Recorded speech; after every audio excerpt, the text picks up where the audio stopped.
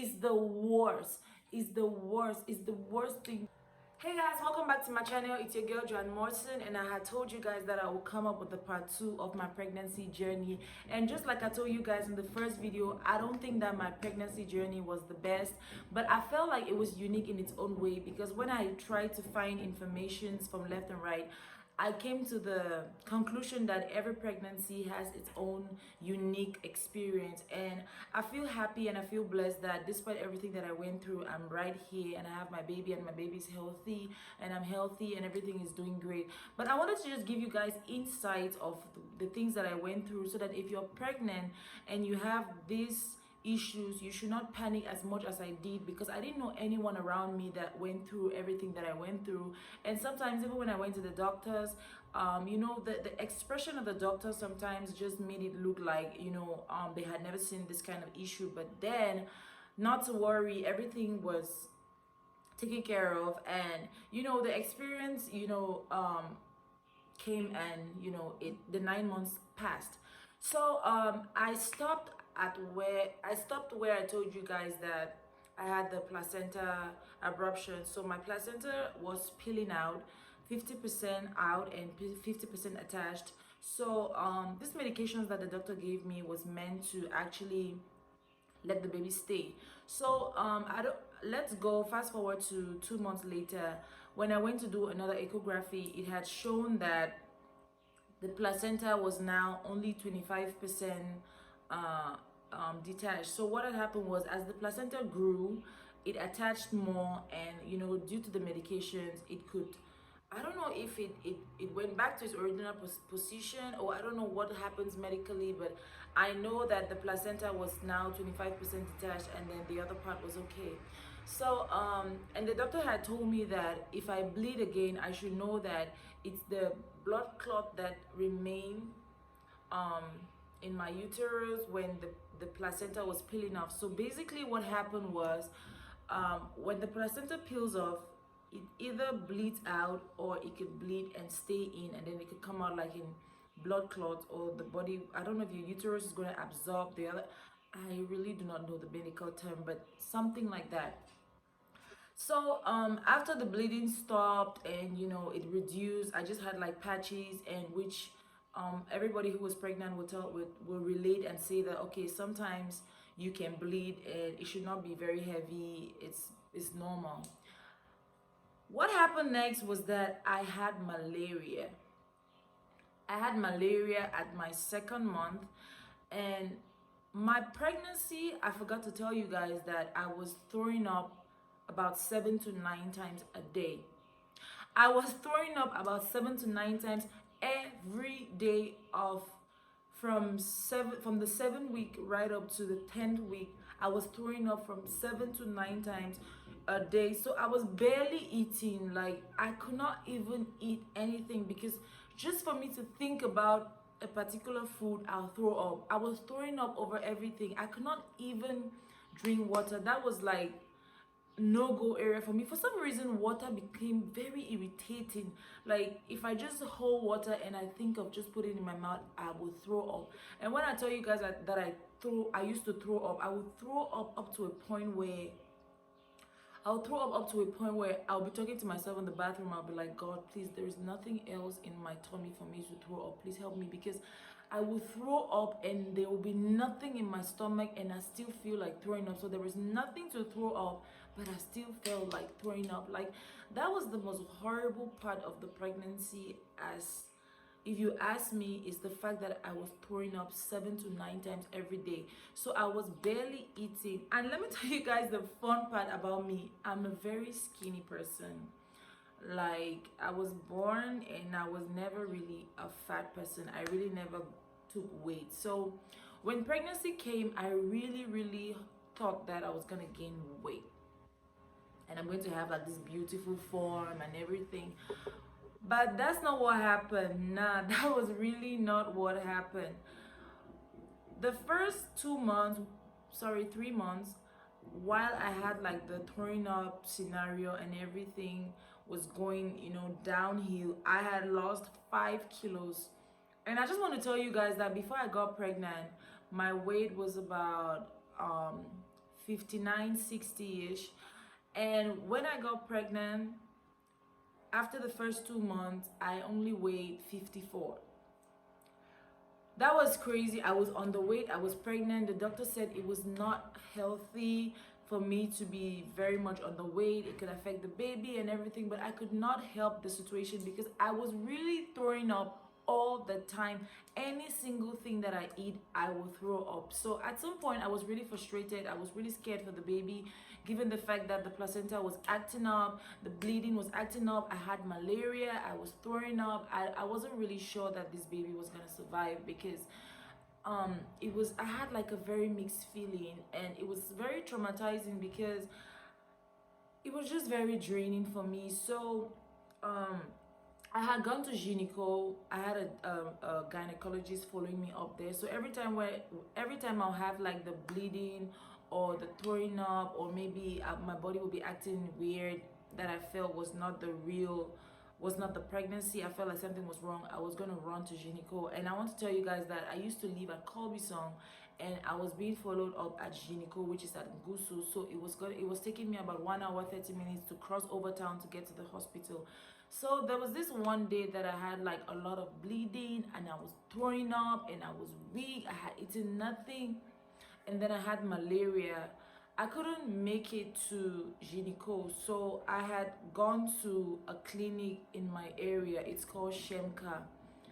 And I want to tell you that this is the most beautiful, beautiful clinic that you will ever see, because the way, I mean, given the area where it is very much underrated, because the information that I got from this clinic, oh, baby's crying. The information that I got from this clinic actually helped me, because they actually told me what to expect, told me that's some information that I really did not get from gyneco, to be honest. They actually told me what to expect, and for the first time, the doctor there, she gave me medication that stopped the throwing up. Because when I was throwing up, to be honest, I couldn't do anything. I had called my friend Kelly, shout out to Kelly, who had been pregnant just right before I got pregnant, and I told her that, girl, I'm throwing up. I don't know what to do. And she said, take a lemon and put the lemon in your water before you drink it, and put it in the ice. Put it in the freezer. So what happened was, every time I want to drink water, I'll just take a small amount in like a bottle. I'll squeeze lemon in it, put it in the freezer. It's gonna be freezing cold, and I need to get the baby, guys. So when the water was frozen with lemon in it, for some reason I could drink it and I will not throw up. But it doesn't mean that I stopped throwing up. I was still throwing up, but then it was not as much. It did not irritate me as much. So the throwing up, the bleeding, and then the malaria part. The malaria part was crazy, because when I was pregnant and I went to the hospital, this same clinic, I was admitted in the maternity ward, where it had like women and their babies, and that's where I was admitted in. And the babies were crying all night. Imagine being in a room with malaria, throwing up, bleeding, and then you're in this room with women who just gave birth, and their kids are crying all night, and then you have malaria. Oh my god, like, thinking about it now, the experience was crazy. The experience. Right, so I was in the hospital for about 2 days, and then I was discharged. And like I earlier said, I used to live with my cousin, who is a medical doctor. So the rest of the treatment was done at home. She was giving me the injections were high. I want to tell you guys something about gyneco. That hospital is very expensive. I don't know, I'm sure that some people are out here that they go to way more expensive hospitals and they pay much more bills than I did, but I feel like gyneco is expensive. Yeah, they have care, they have like a gynecologist that will follow you up, but they really do not have these midwives that you find in clinics that actually know the detail of the situations of pregnancy. And I can tell you for a fact that midwives, they know more, because they are much more on the field compared to doctors. So if I get pregnant again, I'm going to go with a midwife, even though I'll see a gynecologist, but then I'm going to go with both. That's something that I did not do with my pregnancy. So the bleeding eventually stopped at about 4 months. And I want to tell you guys something. When I tell you guys that the first 3 months of pregnancy has not been explained to women as much as they are supposed to know, I don't think that people emphasize on the first 3 months of pregnancy. I know it's different for everybody, but the first 3 months of pregnancy, especially when it's your first, is the worst. Is the worst. Is the worst thing because it's continuous. See, delivery takes you a day or two. C-sections, you go through the pain for about a week, but 3 straight months of throwing up, dizziness mixed with malaria, and that was my worst experience, and it drained me so much so that I was scared. I didn't know if I even wanted to get pregnant again. At some point I was like, I don't know if I want to carry this baby because this baby is literally turning me into a different person. I had lost about 5 to 6 kg. I was looking like a plantain. I was all cranky. I became like very, you know, I could not really even resist a lot of things. My stamina was like not very balanced. I always needed help. And then my cravings, Jesus Christ, I didn't tell you guys about my cravings. My cravings were the worst. I would crave for stuff. I used to crave Pringles, plum and lemon. Have you ever seen someone craving for plum and lemon? Like, I'll buy plum, and my pregnancy was not even in the plum season, so I would take a plum and then I'll take like lemon, I'll put it on the plum, and then I'll suck it. Oh my god, my cravings were the worst. At some point I was craving snails, so I had to leave Corbison. I'll pay 3,000 for my bike guy to go to Acacia to get me snails for 3,000. It didn't make sense. The next day came, I was craving crevettes, so I had to go to Fuda, no, Fundi, Mache Fundi, to make the crevette. The next day, my cravings were driving me crazy, and my cravings were expensive. Jesus Christ. There was a time where I craved Pringles and I had to call, and I was like, I needed Pringles now. Like, I was literally crying, I need Pringles. At some point I was craving sugarcane. Oh my god, I didn't tell you guys about the craving part. The craving part was crazy. One time I was craving like a cake, and I had my cake in the fridge. You know when you're sleeping and you're really, the next day you're going to eat that cake. I went to the fridge and my cousin had taken that cake. I was angry. I was really angry, like I was really going to cry. So after the medications were given to me for about 4 months, the bleeding actually stopped. At 6 months, after taking the medications continuously, when I went to the doctor, my placenta was okay. I did echographies, baby was fine, she was healthy. Everything was going on well. I was happy again. My second trimester was way better than the first because my energy came back. I could move around, I could go to the store, I could continue my business. I did my productions, I did a sale for my business. I mean, my energy came all back compared to the first trimester where it was hell. My first trimester was hell. It was miserable. The bleeding, the throwing up 7 to 9 times a day, the malaria, the fact that I couldn't do it. I couldn't drink water. I couldn't do anything. I was weak. I was always home. I was very sick. My temperature was going back and forth. But my gynecologist, shout out to him, Professor Dobie of Gyneco, he was amazing. I mean, he made me a little bit more relaxed dealing with the situation, and he just let me know that, you know, it was going to pass and everything was going to be okay. So eventually, the first trimester I wasn't eating much because I was throwing up all the time. After the first, actually on the 11th week, that was the 11th week to be precise, I stopped throwing up. I could now, eat, slowly, and I started to gain weight again, and everything became normal. The baby was doing fine. They put me on doing echographies every month to be able to check and be sure that the baby's healthy. And everything was going on fine so far. And I just appreciate the fact that my mom, my aunt, sorry, my aunts, my cousin, everybody, you know, they rallied around to make me feel very much comfortable during that period. And you know, if you're going through like a placenta abruption and you're feeling like something is going to happen to your baby, you know what, everything's going to be okay. Your baby is going to be just fine. And you know, people will give you their opinions left, right, center. It's going to be just okay. It could be expensive, the medications, everything could be a little bit overboard, but then it's just worth it once your baby arrive and you look back at it and you're like, you can do it all over again. But I'm not very sure that I want to do that again anytime soon. So I'm going to let this video just stay here, and I'm going to end the video at this point. And I hope that you guys are enjoying. You can ask me exactly if you have any questions, and I'm going to reply you guys in the comment section. Please subscribe to my channel. Please follow up this pregnancy journey because there's a lot to learn.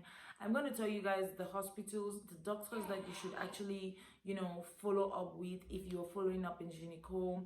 I'm going to tell you guys what happened again, because I had some interesting stuff and I just want to highlight it to you guys. At the end of the day, my baby did not turn, so 9 months full term, my baby's head was still up and I had to go through the delivery process. And I'm going to tell you guys how crazy that was, because the doctors had to like manually turn the, oh my god, I'm going to insert videos in the next video so that you guys really see what happened to me. My birth was very unexpected. It just happened so fast. A lot of things happened to me, so I just wanted to tell you guys that I dealt with the first trimester. I dealt with the bleeding, everything was okay. I started eating all over again, and I want to tell you guys that I was eating now a lot of stuff. So I didn't gain so much weight. I just gained about 7 more kilos, given the fact that I had lost my 5 initial kilos, and then I just put on like about 3 or 4 more in the whole pregnancy thing. I'm going to show you guys my tummy because I really did not have any stretch marks. I want to tell you guys how I managed that. I'm going to tell you guys what actually happened in the hospital on the day of my delivery, because at the end of the day, you know, I went through the labor, and then at the end of the day I had to be cut open. It was a C-section. So I'm gonna give you guys all of this detail and put pictures so that you guys can actually feel exactly what happened, and you know how the baby came, so that if you're going through the same thing, if you're stressed out, you should not be stressed out as much as I was, because I didn't see anybody who was going through what I was going through here in Cameroon. There was a lot of videos that I watched with the placenta abruption and the bleeding and the whole terrible first 3 months irritability and everything, but I had nobody in Cameroon that I could relate to. That's why I wanted to make this video, so that you guys should know that all these things are very well managed. They can be very well managed here, and you're gonna have your baby nicely. Don't, all this superstition, just forget about it. Thank you guys for watching. Thank you guys for staying on, watching my videos. Please subscribe. I really need you guys to subscribe it. Like, I need you guys to really subscribe to my channel. It's very, very important to me that you guys subscribe to this channel and like. So I hope that you guys can give this video about 30 likes so that I can upload, I hope that you guys can give this video about 30 likes so that I can upload another video and we can continue with this journey. I have so many interesting things to update and tell you guys about. So bye for now, and see you guys in the next video.